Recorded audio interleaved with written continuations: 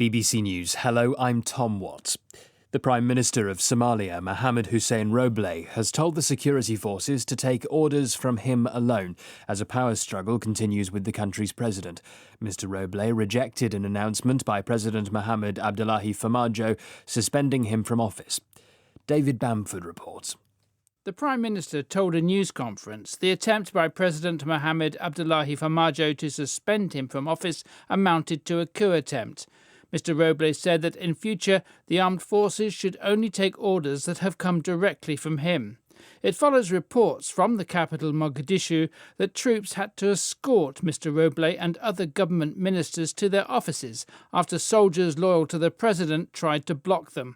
The two leaders are in a power struggle after elections were delayed earlier this year beyond the date that President Farmajo's term in office expired. Deadly clashes are continuing in the northeast of the Democratic Republic of Congo between two rebel groups and Congolese troops backed by the Ugandan army. There are reports that 20 civilians and dozens of rebels have been killed. The Congolese army is fighting an insurgency led by an ethnic-based militia, as well as against an Islamist group, the Allied Democratic Forces. The US envoy to Poland has thanked the country's president for vetoing a media bill that would have hit a US-owned television station that is frequently critical of the government there. Bik Saliu said President Andrzej Duda had shown leadership and had protected the investment climate in Poland. A court in Russia has increased the prison sentence of a prominent historian jailed for offences his supporters say are trumped up because of his work exposing horrors from the Soviet era. Yuri Dmitriev denies the charges. Steve Rosenberg reports from Moscow. The case against Yuri Dmitriev has dragged on for 5 years. Last year, he was sentenced to 13 years in prison for sexually abusing his adopted daughter, charges he insists were fabricated. Today, that was extended to 15 years after he was convicted of taking indecent images of a child and illegally possessing parts of a weapon. Mr. Dmitriev's supporters are convinced the case is politically motivated.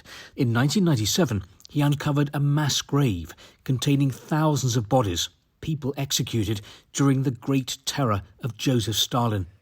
The Indian government has refused to renew permission that is vital for the Roman Catholic charity founded by Mother Teresa to be able to receive foreign funds. The government in Delhi said the decision affecting the missionaries of charity was taken in response to what it called adverse inputs. The organisation, set up by Mother Teresa in 1950, runs homes for abandoned children, schools and hospices. Hindu nationalists have accused the organisation of running conversion programmes. BBC News.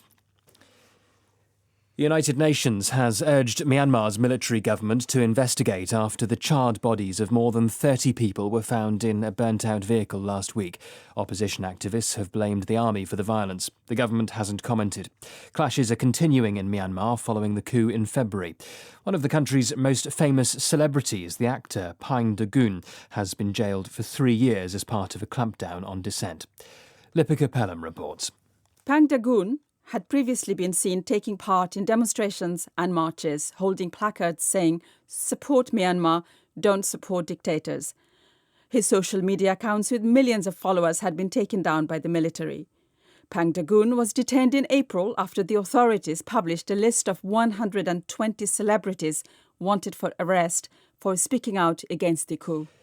The French maritime authorities say they rescued 40 people who were trying to make the dangerous sea crossing to Britain when their boat got into difficulties. Migrants have continued to attempt the crossing despite the onset of winter. 2 football teams in France have been thrown out of a major competition because of fan violence. Lyon and Paris FC were punished after crowd trouble forced the abandonment of their French Cup match earlier this month.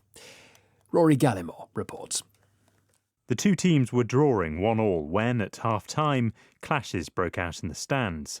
Red smoke billowed as some supporters threw flares and fireworks, others ran onto the pitch. Similar incidents have become a growing problem in France this year. The authorities want to stamp it out. As well as being ejected from the French Cup, both clubs have been fined. Lyon's fans have also been banned from travelling to away league matches for the rest of the season. Last month, another of their games was called off when a player was hit by a bottle hurled from the crowd. Rory Gallimore, BBC News.